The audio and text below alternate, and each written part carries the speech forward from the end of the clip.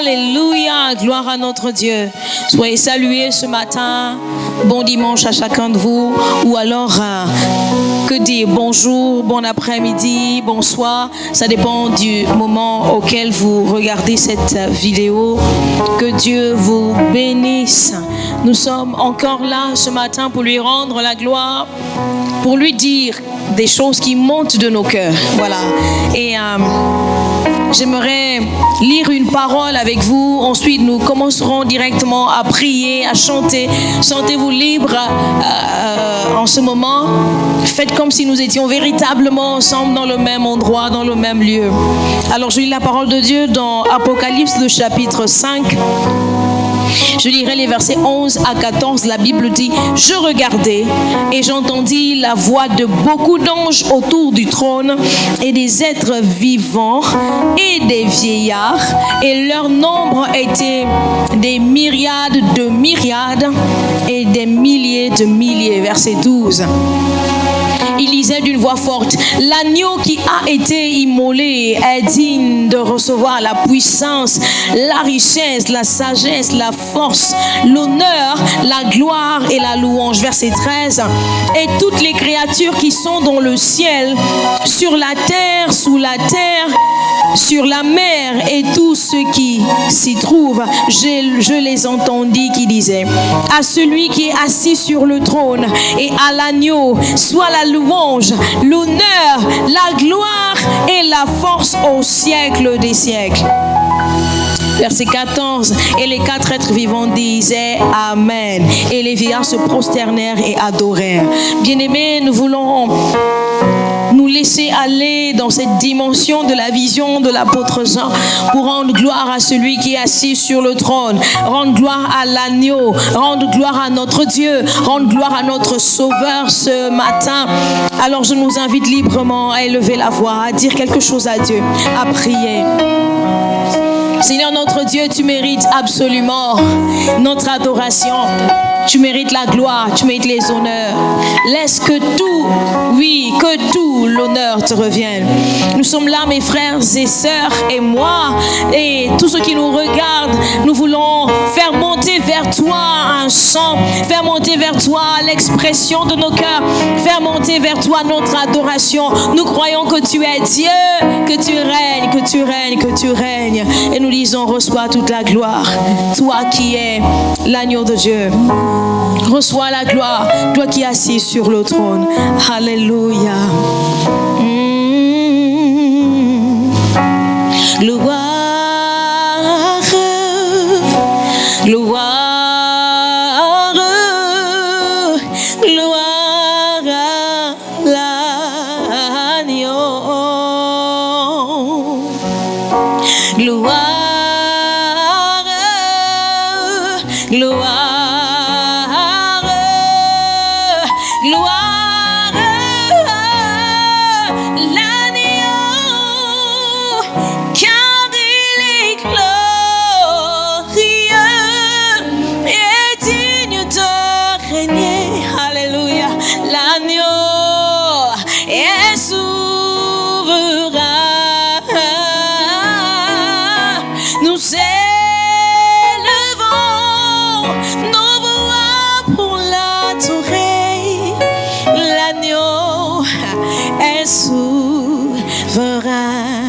Quelqu'un veut dire avec moi ce matin: gloire, gloire. Chantons ensemble. Gloire à l'agneau. Alléluia. L'agneau. Oh, nous chantons gloire. Gloire. Oui, vous pouvez lever vos mains. Gloire. Là où vous êtes. Et rendons-lui la gloire. Gloire.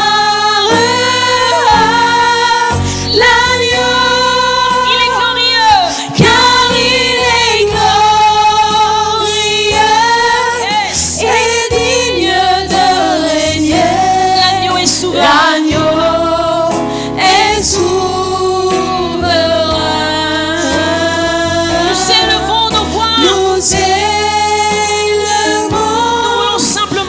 l'adorer. Pour l'adorer.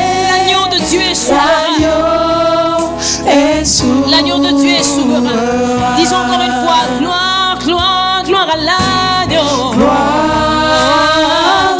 Chante gloire à l'agneau. Gloire à l'agneau. Alléluia.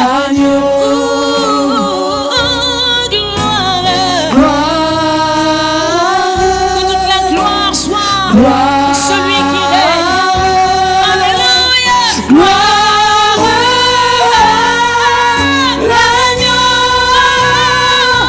Car il est glorieux et digne de régner. L'agneau est souverain. Nous élevons Nos voix s'élèvent ce matin. pour l'adorer. L'agneau est souverain. L'agneau est souverain. L'agneau est souverain. Il est glorieux. Car il est glorieux et digne de régner. L'agneau de Dieu. L'agneau est souverain. Nous élevons nos voix pour l'adorer. L'agneau est souverain. On l'a adoré. Encore une fois, il est glorieux. Car il est glorieux et digne de Il est digne. régner. Il est digne. L'agneau Il est digne de régner. est souverain. C'est le vent de Nous élevons nos voix pour l'adorer. l'agneau de Dieu. L'agneau L'agneau de Dieu. est souverain. L'agneau de Dieu est souverain. L'agneau est souverain. Il est souverain. L'agneau de Dieu est élevé. L'agneau Que par nos prières nous l'élevions ce matin. Il est glorifié. L'agneau est glorifié. Il est glorifié. Il est glorifié. L'agneau est glorifié. Il est glorifié. L'agneau est Il est glorifié. glorifié. L'agneau de Dieu est adoré sur toute la terre, dans les cieux, même sous la terre. Il est adoré. L'agneau est adoré. Oh, librement, librement, nous pouvons élever nos voix ce matin. Seigneur, ce matin dans nos vies. Librement, nous Toi, l'agneau pouvons de élever Dieu, nos voix pour t'adorons l'adorer. ce matin. Alléluia. Toi qui est digne d'adoration, Alléluia. de louange, d'honneur, Seigneur. Gloire à l'agneau de Dieu, assis sur le trône à jamais. Parce qu'il m'aime, à ses pieds ce désir demeurer. Oh, gloire à l'agneau de Dieu, assis sur le trône à jamais. Parce qu'il m'aime, à ses pieds ce désir demeurer. Quelqu'un veut le dire avec moi ce matin. Gloire à l'agneau de Dieu, Adorons l'agneau de Dieu ce matin. assis sur le trône À jamais. à jamais. Parce qu'il m'aime, Parce qu'il m'aime, à ses pieds je désire. à ses pieds, je désire demeurer. Quelqu'un le dit encore de tout son cœur ce matin, gloire. Gloire à l'agneau de Dieu, Assis sur le trône, assis sur le trône, à jamais. à jamais. Parce qu'il m'aime. Parce qu'il m'aime. À ses pieds je désire. À ses pieds, je désire demeurer. Je chante gloire à l'agneau. Gloire à l'agneau de Dieu, Assis sur le trône. assis sur le trône, à Alléluia. jamais. Alléluia. Parce qu'il m'aime. Parce qu'il Personne ne m'aime. m'aime. Il s'est sacrifié pour nous. À ses pieds, je Et un désire cœur reconnaissant veut simplement demeurer à ses pieds. Je chante gloire à l'agneau. Gloire à l'agneau de Dieu, Assis sur le trône. assis sur le trône, À jamais, à à jamais. jamais, à jamais. Et parce qu'il m'aime. Parce qu'il m'aime. À ses pieds je désire. À ses pieds, je désire demeurer. Encore une fois, gloire à l'agneau. Yeah. Gloire à l'agneau de Dieu, Assis sur le trône. assis sur le trône, À jamais, à à jamais. Parce qu'il m'aime. Parce qu'il m'aime. À ses pieds je désire. À ses pieds, je désire demeurer. À ses pieds je désire demeurer. À ses pieds, je désire À demeurer. ses pieds je désire demeurer. À ses pieds, je désire de mon Dieu. demeurer. À ses pieds je désire demeurer. À ses pieds, je désire demeurer. À ses pieds là dans sa présence. À ses pieds, je désire À demeurer. ses pieds je désire demeurer. À ses pieds, je désire demeurer. À ses pieds je désire demeurer.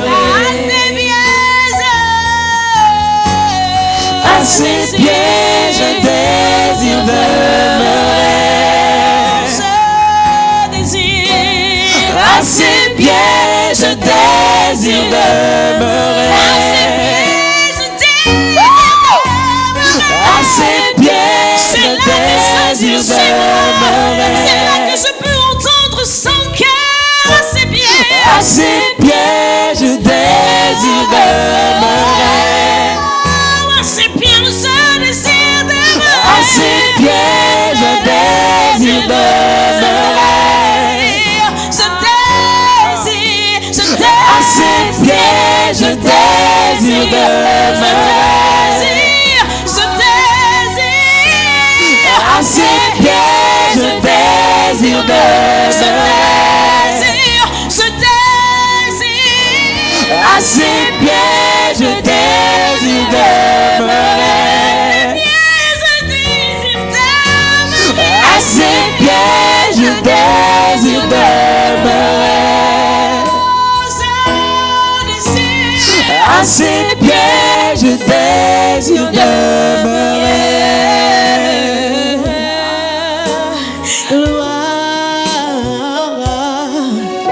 L'agneau de Dieu,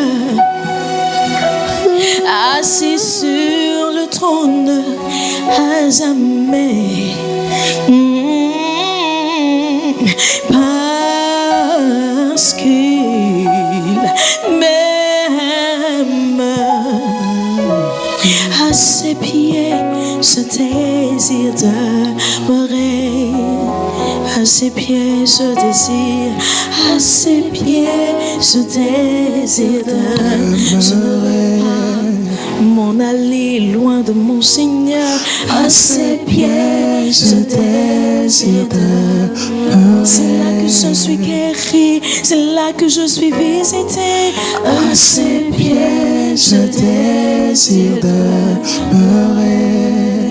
Aussi longtemps qu'il y aura la vie dans mon corps, aussi longtemps que je vivrai, et cela se poursuivra dans l'éternité, dans l'éternité. Ce désir toujours être en sa présence.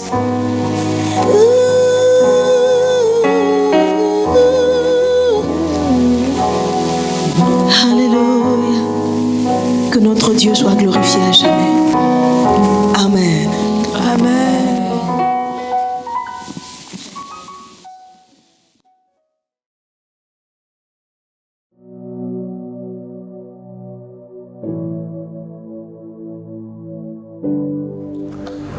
Shalom bien-aimés dans le Seigneur, que la paix et la grâce de Dieu soient avec chacun de nous.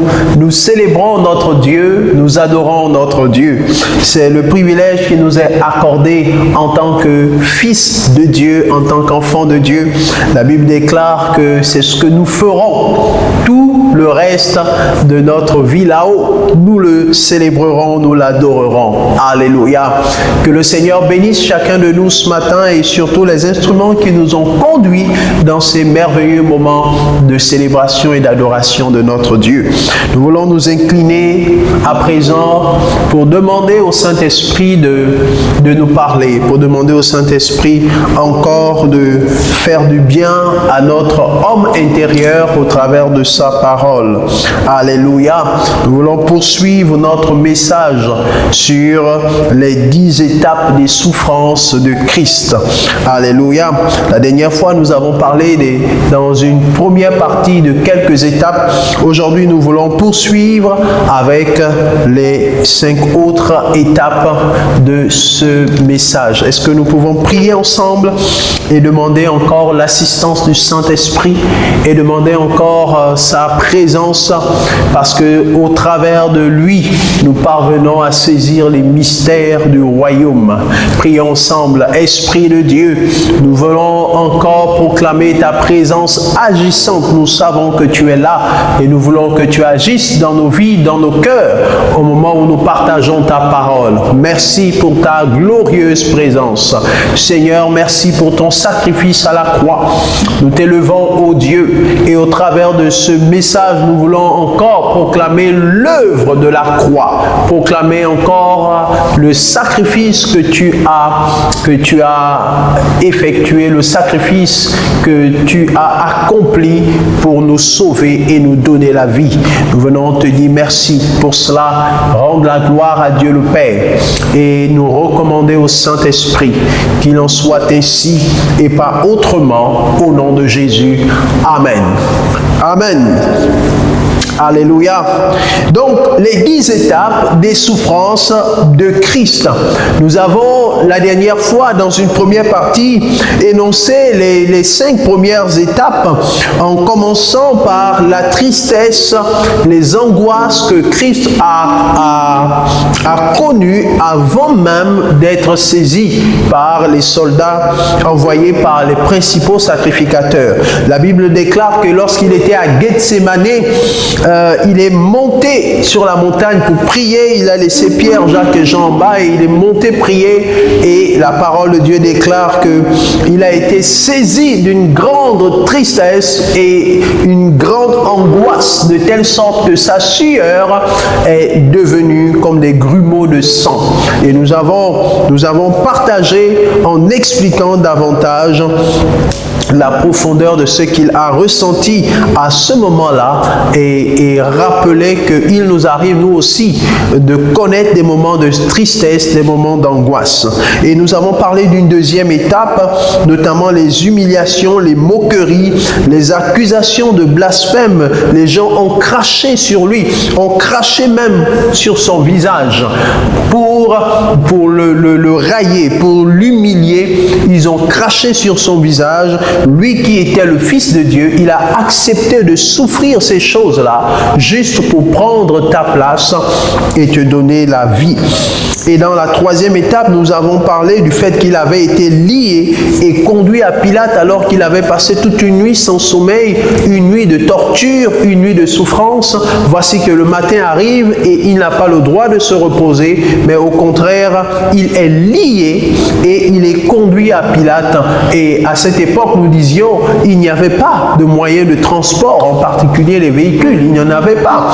Il fallait marcher. Donc, il a été trimballé dans toute la ville pour être conduit à Pilate. C'est toujours une humiliation parce que ceux qui le connaissaient, tous ceux qui l'ont vu faire des miracles, tous ceux qui ont vu les œuvres qu'il a manifestées, tous ceux qui ont été à l'écoute de son enseignement, parce que Jésus parcourait quasiment tout le pays, ceux-là le voyaient circuler dans la ville, étant lié, étant enchaîné comme un prisonnier que vous pouvez imaginer avec des menottes et qui est trimballé dans toute la ville. Alors tout le monde se demande, mais pourquoi c'est une forme d'humiliation. Et dans la quatrième étape, nous avons parlé de cette partie très importante des souffrances de Christ, à savoir la flagellation. Et nous avons expliqué combien c'était douloureux, c'était dramatique, c'était désolant de connaître la flagellation. Parce que lorsqu'on battait les gens de verge, eh ben, la verge leur arrachait littéralement la peau.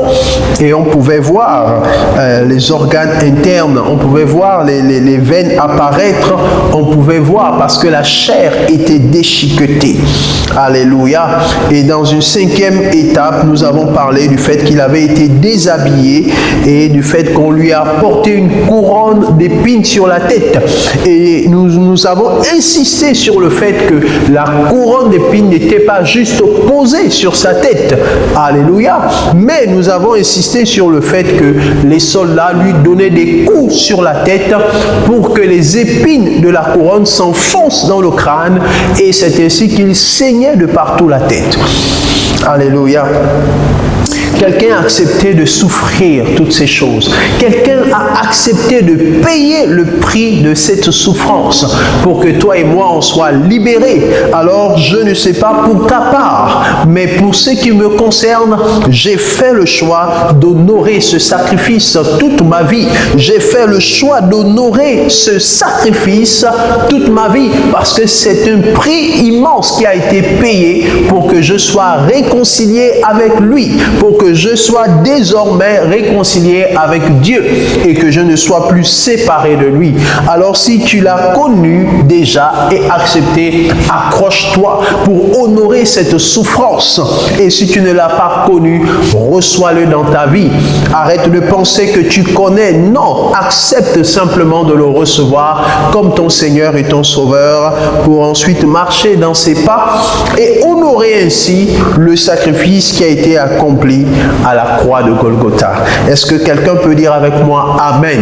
Qu'il en soit ainsi, c'est ce que cela signifie. Alléluia. Aujourd'hui, nous voulons évoluer avec les 5 dernières étapes de sa souffrance. Et la 6e étape se trouve dans Matthieu chapitre 27, verset 31. Alléluia. Matthieu 27, verset 31, la Bible écrit, ils l'emmenèrent pour le crucifier. Il est écrit, autant pour moi, après s'être moqué de lui, ils lui ôtèrent le manteau, lui remirent ses vêtements et l'emmenèrent pour le crucifier. Alléluia. Donc, ils lui ont ensuite ôté le manteau. Après l'étape de la flagellation, parce qu'il avait été déshabillé, alléluia, après la flagellation, on lui a juste mis un manteau sur le corps et ils ont posé la couronne d'épines. Après la couronne d'épines, maintenant, ils ont décidé de l'emmener maintenant à Golgotha, le lieu où il devait être crucifié. Et ils lui ont donc retiré le manteau qu'il avait et ils lui ont remis ses mêmes habits. Vous pouvez imaginer comment ces habits étaient sales. Vous pouvez imaginer comment est-ce qu'il saignait après la flagellation. Il saignait de partout son corps. Il avait été battu de verges et sa peau avait été arrachée à certaines parties. Et vous pouvez imaginer comment il saignait. Et il saignait en plus de la tête. Et on nous dit qu'on lui a juste retiré le manteau et on lui a reporté encore ses vêtements qui étaient déjà sales et qui ressemblaient certainement déjà à des haillons. Alléluia. Et ensuite, ils l'ont conduit à Golgotha.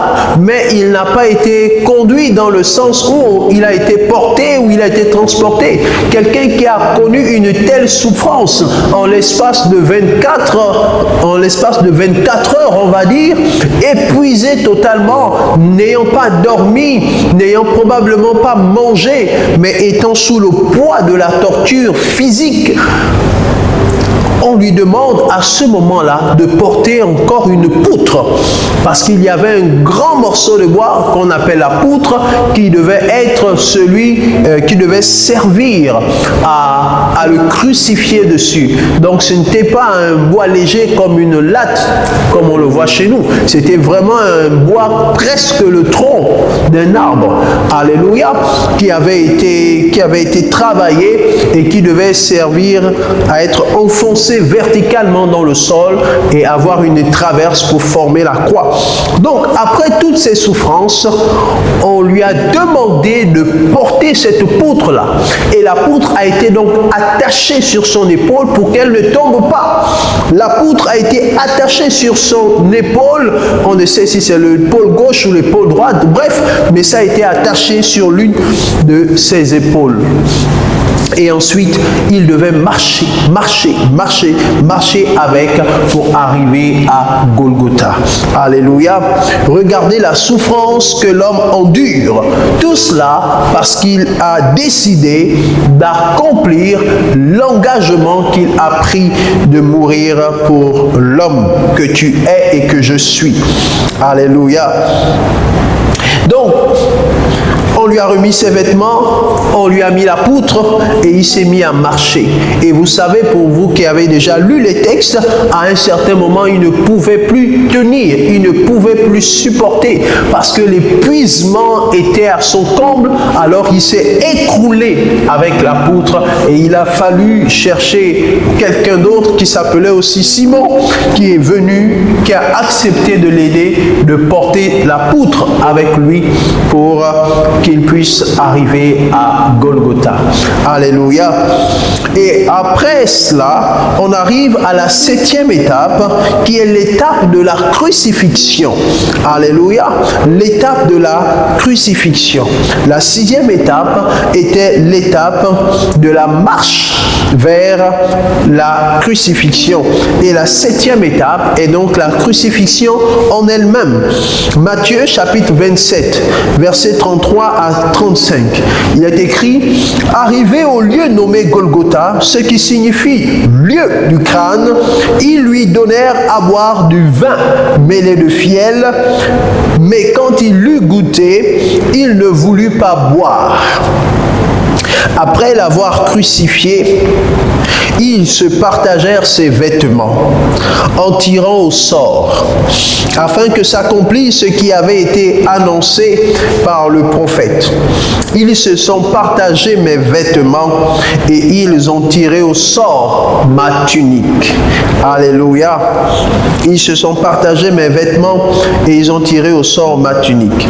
Effectivement, dans l'Ancien Testament, il y a une prophétie messianique qui annonce que le vêtement de Jésus allait être tiré au sort. Tout simplement parce que les soldats ne voulaient pas déchirer. En fait, il semblerait que cette tunique que Jésus portait était une tunique de grand prix.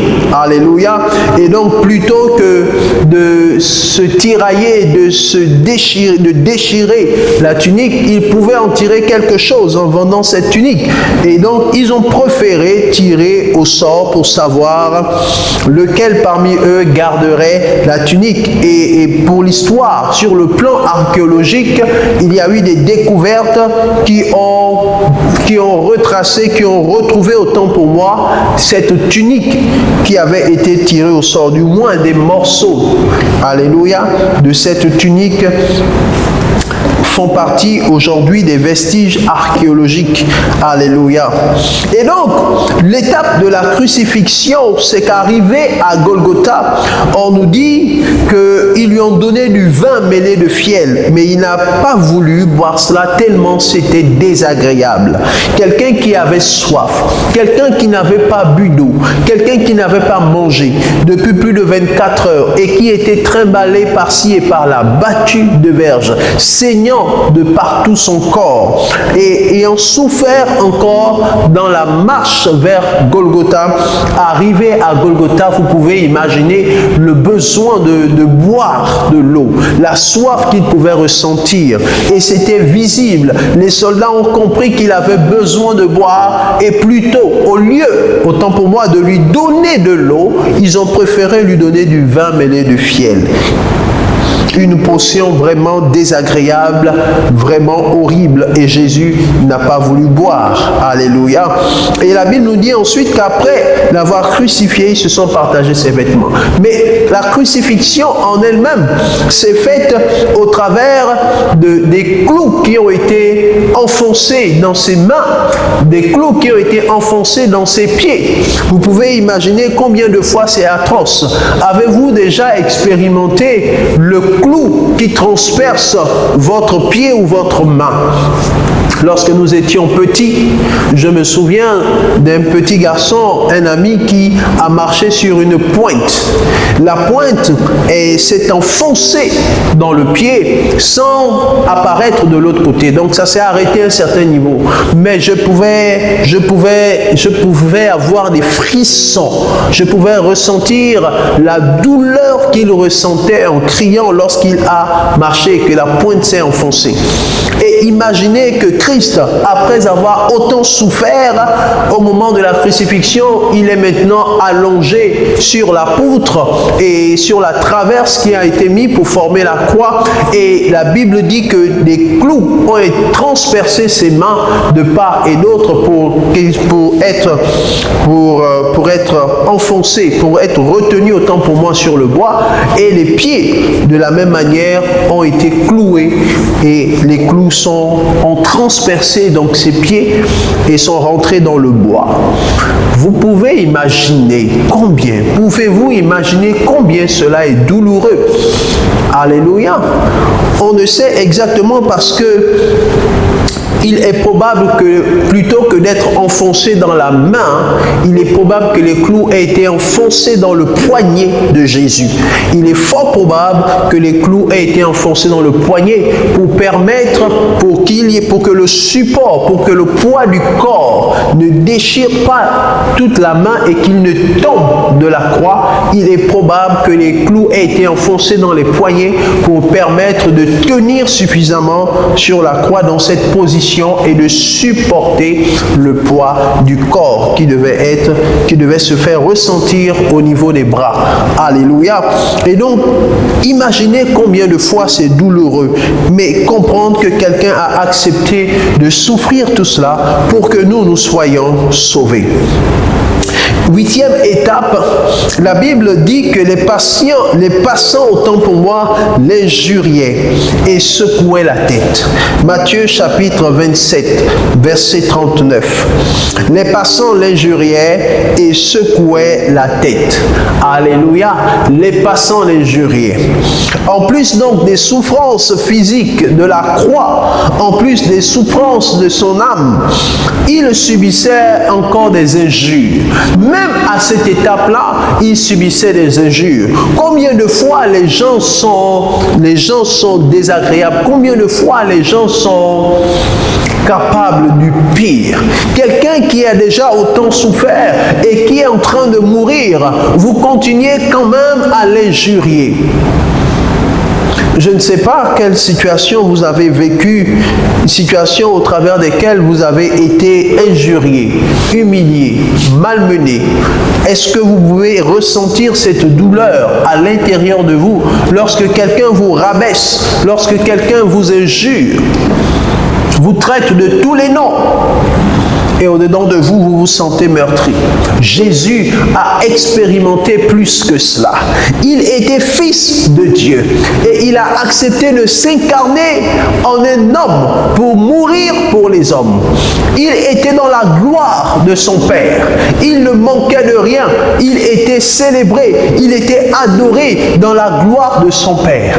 Mais il a accepté de venir souffrir toutes ces humiliations et arriver à la croix alors qu'il est déjà sous le poids des souffrances physiques de son corps.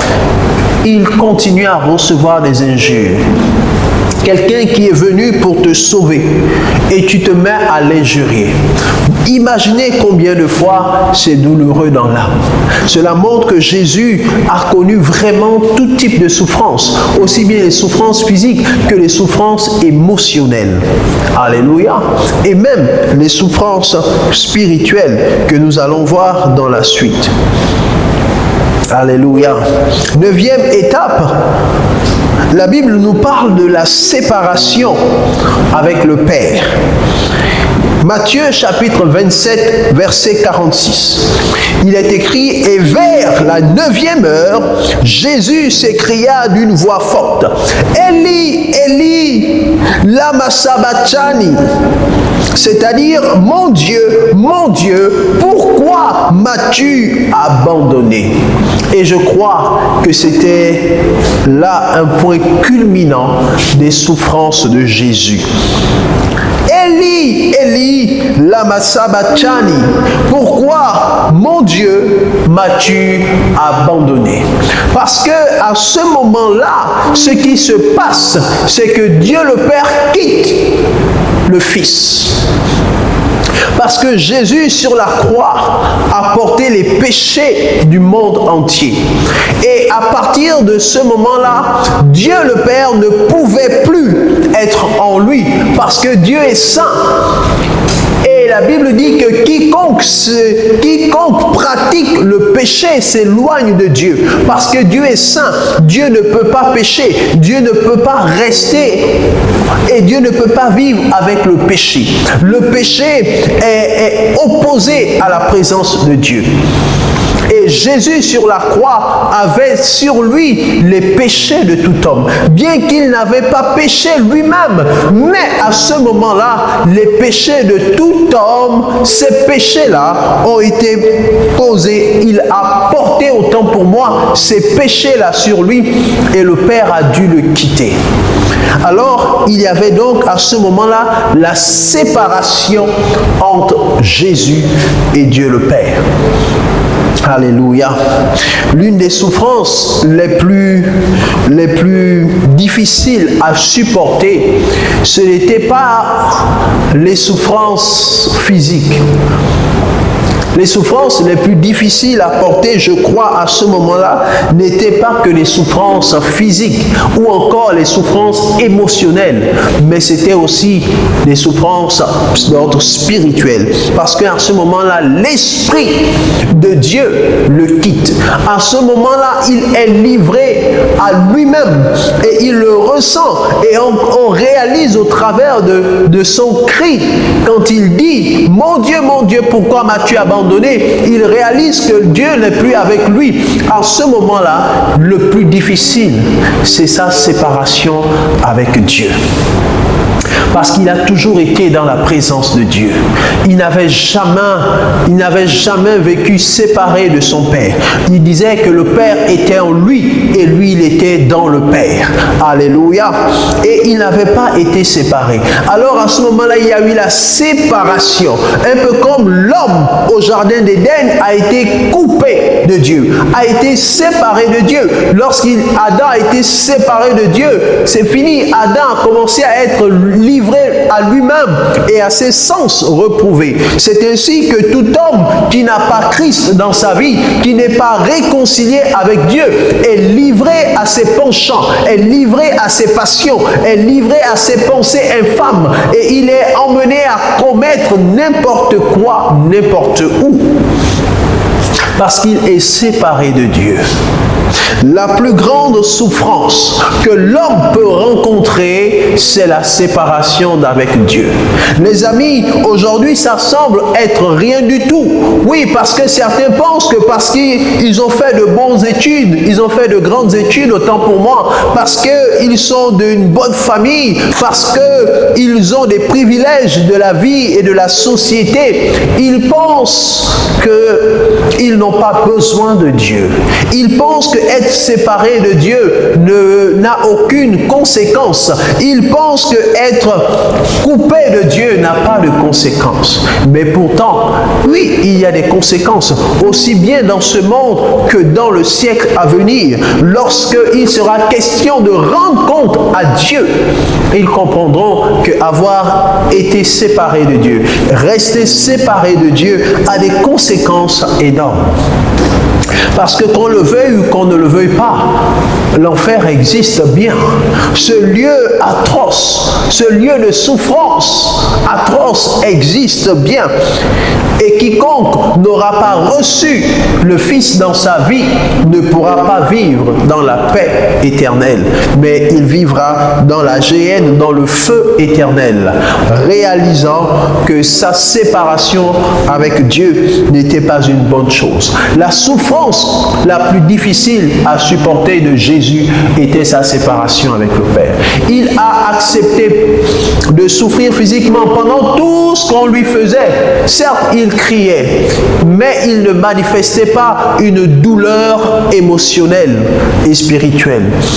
Il disait même, il demandait même au Père de pardonner tout le mal qui lui était fait. Il disait, mon Père, pardonne-leur, car ils ne savent pas ce qu'ils font. Donc, à ce moment-là, son corps, pendant qu'il était en train de souffrir dans sa chair, dans son corps, Jésus ne manifestait pas autant que cela une souffrance émotionnelle, une déception émotionnelle, mais il la manifeste au moment de sa séparation avec Dieu, le Père. Comme pour dire que là, quelque chose de tragique venait de se produire pour lui. À cause du péché qui était sur lui, Dieu était obligé de le quitter alors que lui-même n'avait jamais péché. Alléluia. Cela me fait penser à David. Dans le psaume 51 au verset 13, David avait péché contre Dieu. David avait commis de graves transgressions de la parole de Dieu. Et David va dire ceci, craignant le châtiment de Dieu sur lui. Il va dire, ne me rejette pas loin de ta face, ne me retire pas ton Saint-Esprit ou ton Esprit Saint selon les versions. Psaume 51, verset 13. Ne me rejette pas loin de ta face. Ne me retire pas ton Esprit Saint. David était conscient qu'il avait le Saint-Esprit en lui. Il avait été oint roi. Il avait été oint adorateur de Dieu. Et il était conscient qu'il portait en lui l'Esprit de Dieu. Et David, après avoir commis l'irréparable, après avoir transgressé la parole de Dieu, la Bible dit que les craintes de David étaient d'être séparé de Dieu. Alléluia. Il savait que Dieu allait le châtier de toutes les manières. Il savait que Dieu allait le châtier de plusieurs façons. Mais ce que David redoutait le plus, ce n'était pas le châtiment physique. Ce qu'il redoutait le plus, c'était le fait de perdre le Saint-Esprit. Et il priait en disant, Seigneur, ne me retire pas ton Esprit Saint. Parce qu'il savait qu'il était dans le péché et que le Saint-Esprit ne supportait pas le péché. Et David à prier pour demander à Dieu de ne pas lui retirer l'esprit. Alléluia. Ne pas lui retirer l'esprit. Parce que le Saint-Esprit est précieux dans la vie d'un enfant de Dieu. Le Saint-Esprit est plus que précieux pour hériter le royaume de Dieu. La Bible déclare que ceux-là qui iront auprès de lui, c'est ceux qui auront été scellés du sceau du Saint-Esprit. Il est écrit dans la parole de Dieu que si quelqu'un n'a pas le Saint-Esprit, il n'appartient pas à Dieu. Alléluia. Vous comprenez donc pourquoi c'est une séparation difficile. Être séparé du Père, c'est être séparé aussi de l'Esprit. Alléluia. Cette souffrance est d'ordre spirituel parce qu'elle éloigne de Dieu. Elle coupe de Dieu. Les amis, on peut tout perdre ici-bas. Mais j'ai envie de vous dire que faites tout pour ne jamais perdre le Saint-Esprit. On peut tout accepter de perdre, mais ne perdons pas l'Esprit de Dieu. N'acceptons pas d'être séparés de Dieu. Quel que soit le niveau d'épreuve, quel que soit le niveau de difficulté, les amis, faisons tout pour préserver notre relation avec Dieu. N'acceptons pas d'être séparés de Dieu. N'acceptons pas d'être séparés du Saint-Esprit. C'est ce que nous avons de plus précieux, parce que tout le reste restera ici-bas. Mais ce qui ira avec nous là-haut, c'est le Saint-Esprit de Dieu. Alléluia. Si nous sommes séparés de Dieu, alors nous avons perdu. Nous avons tout perdu. Alléluia. Et Jésus a réalisé à ce moment à la croix qu'il avait perdu quelque chose d'essentiel. Et c'était une des souffrances qu'il a endurées dans son homme intérieur, dans son âme, d'être séparé de son Père. Quand on écrit, quand on lit le texte, il dit « Pourquoi m'as-tu abandonné ?» Pourquoi? En fait, il n'est pas en train de réprimander, il est en train d'exprimer sa souffrance intérieure d'être coupé de Dieu à ce moment-là. Alléluia. Que le Seigneur nous aide à préserver le trésor, la richesse que nous avons reçue, qui se trouve en lui et lui en nous. Alléluia. La 10e et dernière étape, c'est le cri de sa mort. Matthieu chapitre 27 au verset 50. La Bible déclare que Jésus poussa de nouveau un grand cri et il rendit l'esprit. Alléluia. En même temps, ce cri marque la fin de sa souffrance, mais elle révèle aussi que le moment de la mort est un moment de souffrance, que le moment de la mort est un moment tragique. Alléluia. Je ne sais pas si vous avez déjà eu l'expérience de voir des gens partir devant vous. Alléluia. Soit à la suite de maladies ou d'accidents ou je ne sais par quel moyen, mais lorsque une personne est en train de s'en aller, on peut constater des attitudes qui révèlent une certaine souffrance du corps. Au moment où l'esprit se sépare du corps, il y a une souffrance qui se manifeste. Alléluia. Il y a une souffrance qui se manifeste. D'autres parlent de suffocation. La personne peut se mettre à suffoquer comme pour exprimer le fait que il y a un détachement. Et lorsqu'il y a ce détachement-là, le cœur est en train de souffrir parce qu'il s'arrête de battre. Le souffle est en train de quitter le corps. Et le souffle qui permet au cœur d'avoir sa vitalité quitte le corps et le cœur ressent comment le souffle le quitte. Le cœur ressent comment il perd sa vitalité et ce moment-là est douloureux. Alléluia.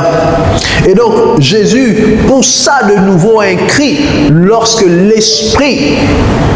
rendit l'esprit et lorsqu'il se sépara du corps, de son corps, la Bible dit qu'il a poussé un grand cri.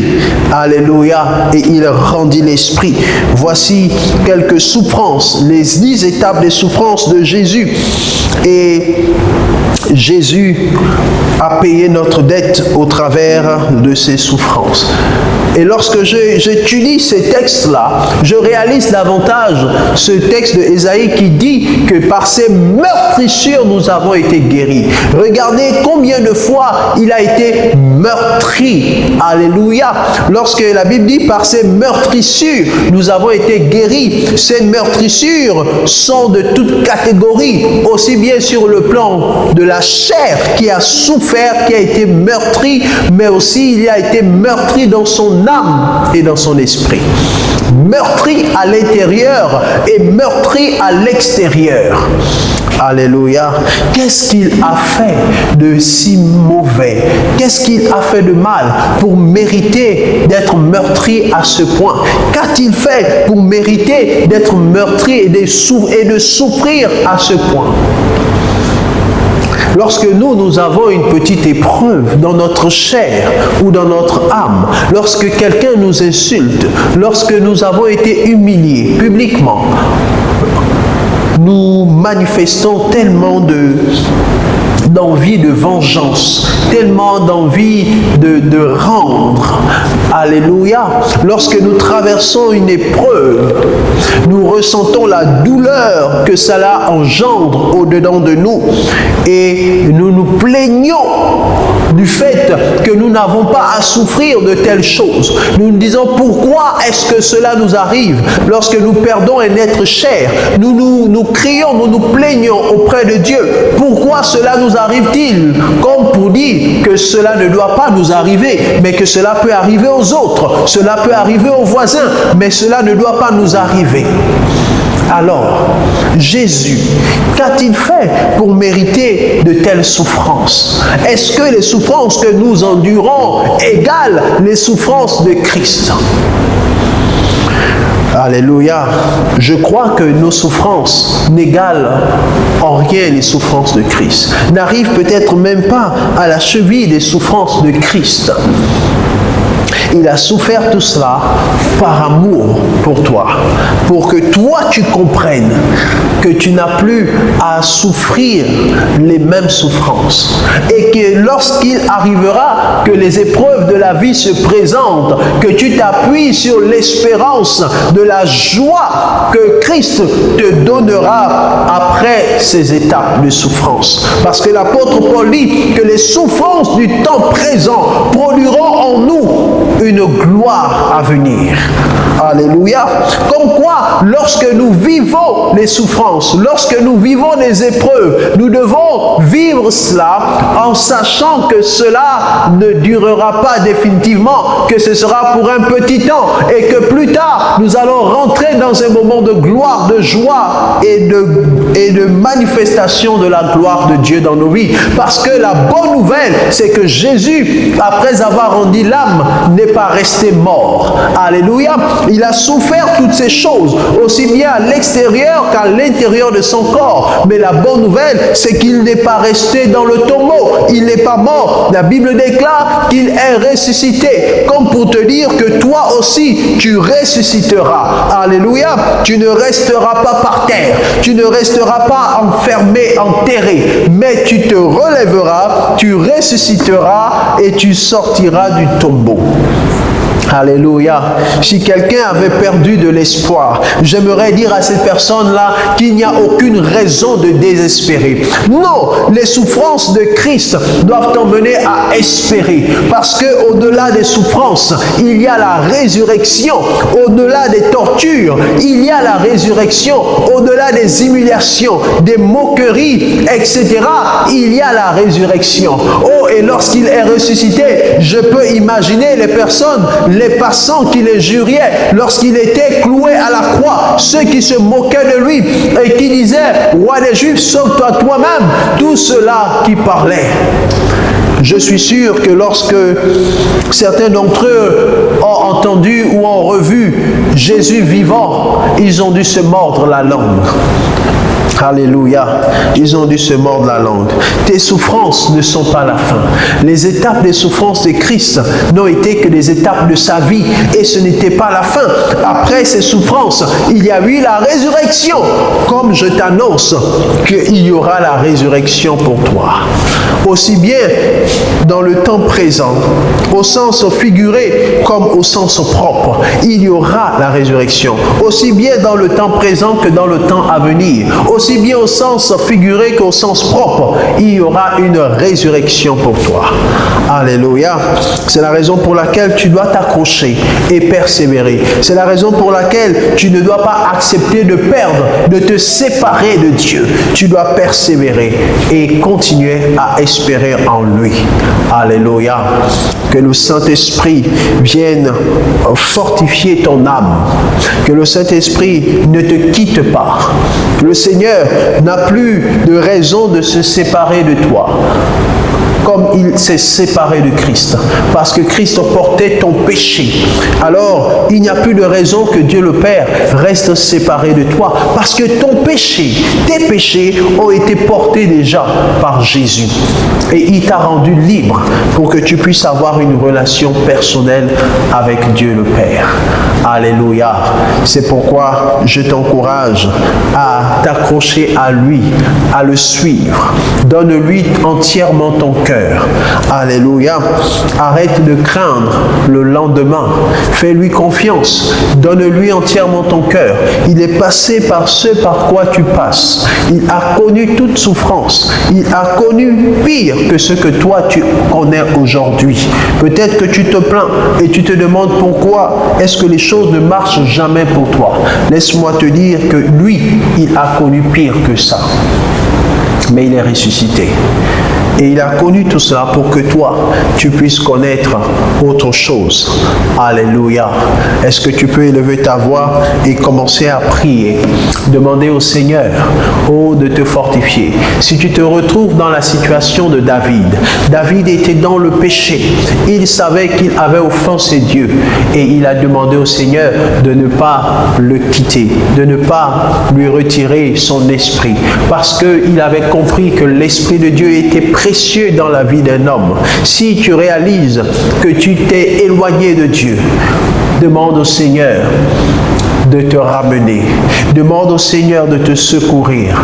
Demande au Seigneur de ne pas te retirer son esprit. Demande au Seigneur de ne pas t'abandonner. Demande au Seigneur de te fortifier. Alléluia. Et si tu traverses les épreuves comme Jésus a traversé les souffrances, alors trouve la force dans le Seigneur. Trouve la force.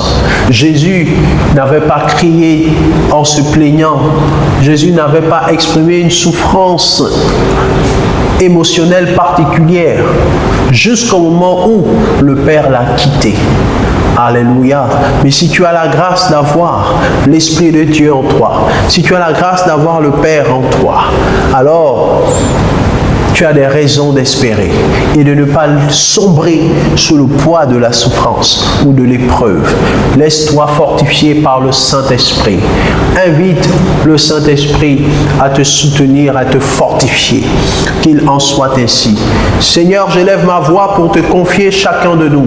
Je prie dans le nom de Jésus que tu manifestes ta grâce dans nos vies et que, Seigneur, tu nous donnes d'être puissamment fortifiés dans notre homme intérieur par cette parole, en réalisant que Jésus a souffert toutes ces étapes pour que nous soyons libérés des chaînes de la mort et que ta vie s'imprègne en nous. Saint-Esprit, merci de galvaniser notre foi. Tu es le sceau de notre salut. Tu es le sceau de notre salut.